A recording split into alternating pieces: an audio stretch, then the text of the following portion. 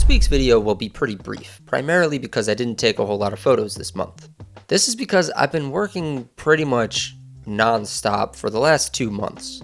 As you guys might know if you watch this channel, I work in reality TV, and oftentimes I have to travel the country. This past month of June 2024, I have been away from home pretty much every single week. I've only really been here in New York for like a grand total of 6 days this month. And normally, when I'm out on the road, I can photograph quite a bit and then come home, get my film developed, and be welcomed with a slew of photos from my trip. But unfortunately, for the past few weeks I've been traveling, taking photos has been more and more difficult. Just because the workload has increased a little bit and I tend to not have a ton of time or energy to go out and photograph either before what's going to be a long day or after I get back from a long day of work. But briefly, I want to touch upon something that is important to recognize. And I want to recognize it purely for myself because I'm sort of a firm believer of the things that you put out into the world will give back to you. There are a lot of people in the film and television industry right now that are, for a lack of a better term, panicking. And potentially they have good reason. I mean, a bunch of friends of mine are looking to get out of freelance and are finding jobs that aren't in the film and television industry, and it's getting increasingly less and less certain that I'm going to be doing this for much longer. You can go online right now and find any number of articles that are saying that the film and TV industry is dying and that workers haven't worked in months and that the jobs just aren't there. So that being said, I'm incredibly grateful to have had the opportunity to be working so much in the last few months. And I've basically been trying to say yes to any and all jobs that are thrown my way because after the second week of July, I have nothing booked and I don't know where my next paycheck is coming from. And yeah, it's a scary position to be in. It wouldn't feel right making this video without at least acknowledging the fact that I've been incredibly fortunate to be working as much as I have been, even if it has slowed down my productivity when it comes to this channel or my love of photography, and I can't be too upset because I know that in the long run, I'm going to be more and more grateful that I've been able to work and that I've been able to make money and save money. And yeah, I just thought I would get all of that out of the way. So with that, these photo recap videos are where I take a look at all of the photos that I took over the course of the last month, and I pick 5 of my favorite ones and I talk about them. So without further ado, let's get started, starting with this.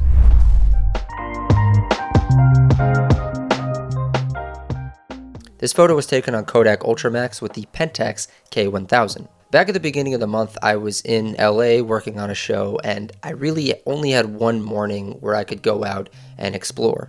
The hotel we were staying at was a new one for me, so I was excited to kind of go out and walk around this neighborhood that I'd never seen before. A couple of blocks away from the hotel, I came across this motel sign, and something about it just really called out to me. I've talked a lot about complementary colors on this channel, and the orangish yellow sign against the blue sky was something that immediately popped out. Not to mention, I was looking at the sign and finding it hilarious because of the number of things that it says on it. It says El CORTEZ Motel, satellite TV, spa, suites, phone, free HBO and ESPN, jacuzzi. And jacuzzi is in giant letters because that's a major selling point of this motel, apparently. I don't go to LA often, and usually when I'm there it's for work, but there is something romantic about being there, especially me being from the East Coast my whole life. And I see a sign like this and it immediately transports me back to a world of old Hollywood movies that I may have grown up watching. Think something like the Bates Motel or the Victory Hotel from LA Confidential. Something about these rundown motel signs feel very cinematic. It feels very emblematic of my view of Hollywood and LA in particular. Maybe I'm alone in that, but I feel like there have been some iconic motel signs that I've seen throughout my life on the big screen, and this one just really called out to me. On a compositional level, something that I find appealing is the boxed-in nature of the sign between the greenery of the bush that's in front of it and the diagonally running telephone wires up in the top left corner. These things help create a little bit of a frame within a frame to really highlight the motel sign. I took a few other photos of the sign, but none of them really captured that cinematic feeling the way that this one does. And I don't have a whole lot more to say about this, so I'm going to move on to our next photo.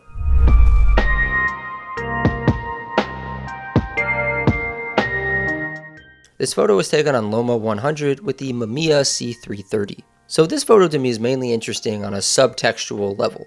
If I had to think of a name for this photo, I'd probably go with something along the lines of loss of innocence. It's a pretty sad photo to me, particularly just because of what it represents.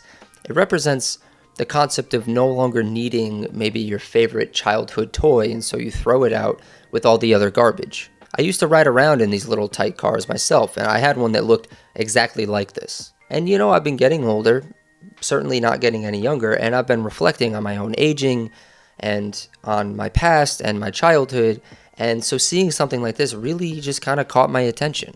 And compositionally, I don't have a whole lot to say other than to take notice of things like leading lines that lead your eye to the subject.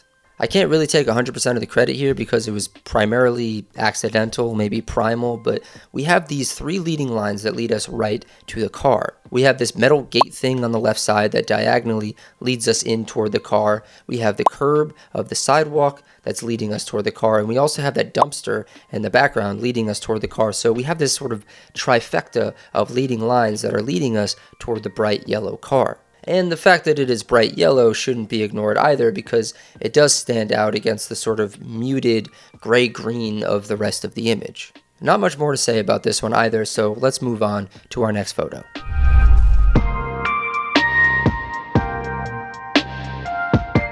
This photo was taken on Loma 100 with the Mamiya C330.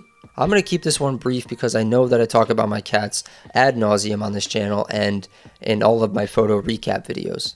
I took this photo with my Mamiya C330 and I'm still trying to get the hang of it. So anytime my cats are stationary for a long period of time and they're sitting in ample amount of light, I like to go over there and test out this camera. So this is my cat Kirby, and she was sitting on the windowsill, and luckily I was able to get a few photos of her. In particular, she feels very fancy in this photo, primarily because of having one leg crossed over the other. And I also have to commend the fact that she is fairly sharp on her face, and I like that her paws and even the couch in the foreground are all out of focus. It really draws your eye to her eyes. Other than that, this is a fairly standard photo of my cat, and I'm going to leave it at that and simply enjoy it, and I hope you all enjoy it also. Speaking of my cats, they are meowing to get in right now.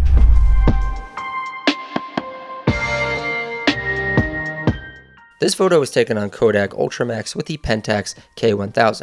So I won't lie to you, I'll be transparent, I was kind of struggling while making this list to find 5 great photos that I'm super happy with.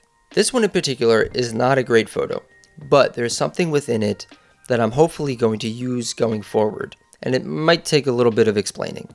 I shot this photo on the 35mm lens, and this photo really highlights the capabilities of that lens.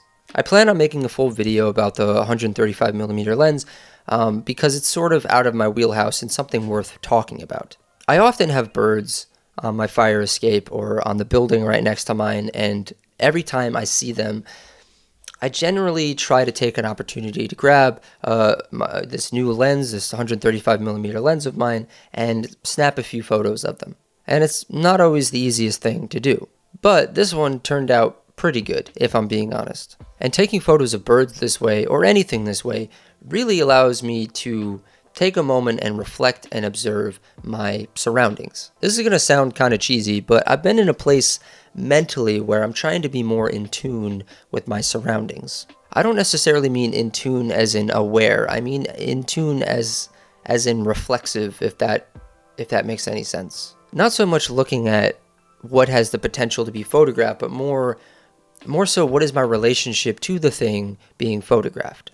I sort of feel myself getting lost in the weeds with this whole thing, but bringing it back to this photo, I see birds everywhere every single day of my life, and sometimes it could become easy to forget that they're there and forget that they have the significance that they have.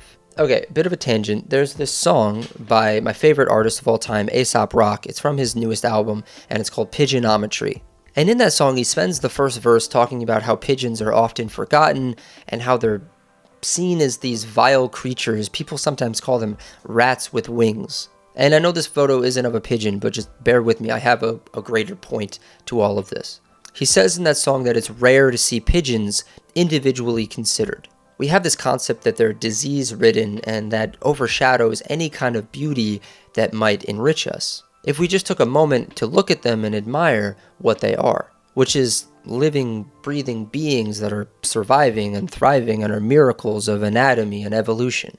So I see a photo like this, and while it isn't great on a photography level, it is something that allows me to be more conscious of the beings that are around me, to be more conscious of seeing beauty where I once saw something mundane.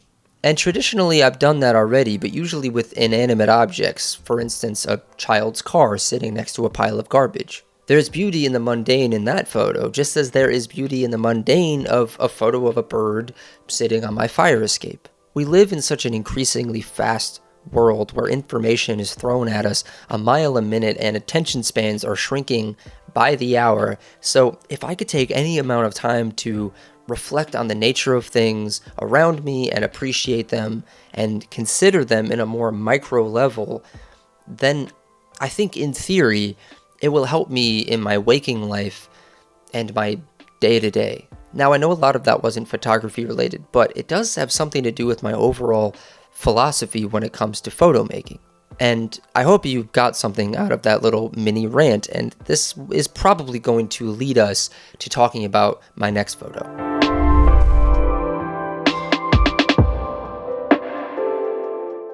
This photo was taken on Lomo 100 with the Mamiya C330. Oh, baby. Look at this little guy. Pierre's come to join the discussion. All right, we're talking about photos, buddy. You smell that? Yeah. All right, I gotta put him down.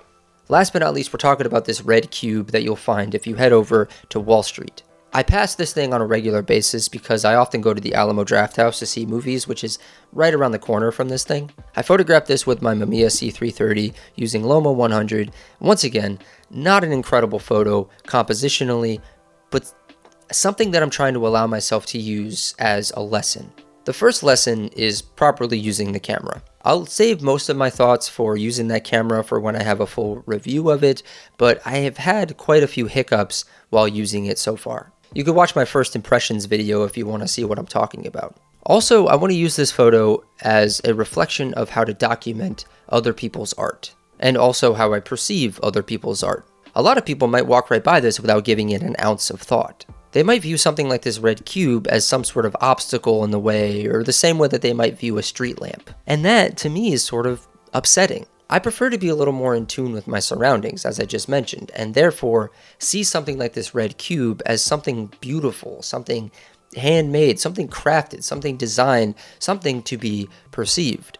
I do plan on making a full video at some point on this concept of perception and this concept of documenting what we document and why we document what we document, particularly on film. With the added element of the cost of development and processing, we often take more care into the things that we decide to document. And taking a photo of this cube, which I'm sure thousands of other people have done, is supposed to act as a statement that this thing is worthy of perception and therefore worthy of some amount of praise. But that's a topic for another video. I also really like the imperfection of the glare coming from the reflection of the sun in the window, as well as the white border at the top, which I'm assuming was just the end of the actual film emulsion itself. It really helps nail down the point that this was made in camera, and I thought about cropping all of that out, but it made for such an interesting artifact that I decided to leave it in. It helps to make the photo seem more tangible, more tactile, less digital. And yeah, that's all I really have to say about this photo.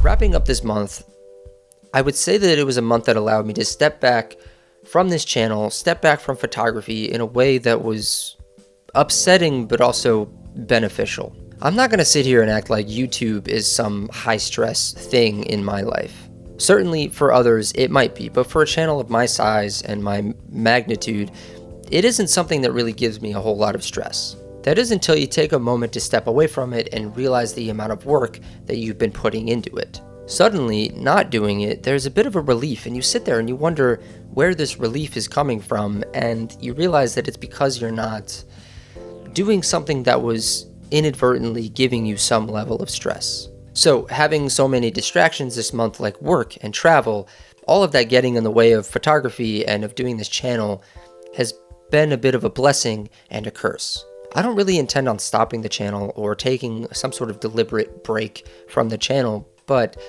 all of this has allowed me the opportunity to not put so much pressure on myself to be constantly photographing or generating content and putting videos out every week. I have a lot of things outside of this channel and outside of the work I do for money that I need to maintain on top of making videos like this for whoever is watching. And part of that, on a meditative level, is maintaining a sense of mindfulness, maintaining a sense of self-worth, working on things like mental health, and being sure that I could see the forest through the trees. And that expression in particular means a lot to me right now because it's how I see, or how I'm trying to see, my surroundings lately. There's more going on beneath the surface, and there are distractions in this life that keep us from seeing some sort of bigger picture.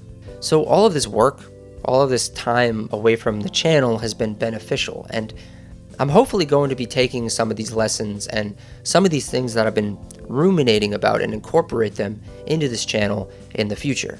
More and more, I've been on a path of wellness, a path of positivity and creativity, and being on the internet is such a, for a lack of a better term, such a toxic and negative place. So as much positivity, mindfulness, and wellness I could put into the world, I'm going to do my best to do just that. On that note, be sure to hit the subscribe button, hit the bell to be notified when new videos are released. You could also hit that join button, and for a few bucks a month, you could become a member. You could also go to my print shop and consider buying a print of some of my work. And also, don't forget to follow me on Instagram and send me a DM. Let me know if you're liking the channel. Let me know if you have any ideas for how to make this channel grow in the future. And with that, Pierre and I will say goodbye, and we will see you all next time. Say bye, Pierre. Goodbye, Pierre. All right, see you all.